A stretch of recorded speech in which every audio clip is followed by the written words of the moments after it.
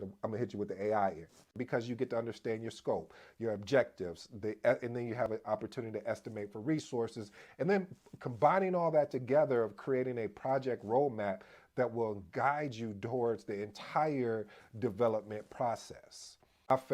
My two favorites, so I put them together because I know you guys get to say he always bring these up, but I promise you, family, these two are if you said, hey, if I had to choose any, if you want to call them buzzwords, if you want to call them what, if I had to choose two items that really stands out to me to make a project successful, I would say these two, which is collaboration and communication. Again, collaboration and communication. Listen, if you have effective communication and collaboration among your project stakeholders, the sky is the limit. And I'm not being funny when I say that. I know it sounds facetious, like, no, you mean the sky? No, seriously, family. The reason why I say that, because now watch this.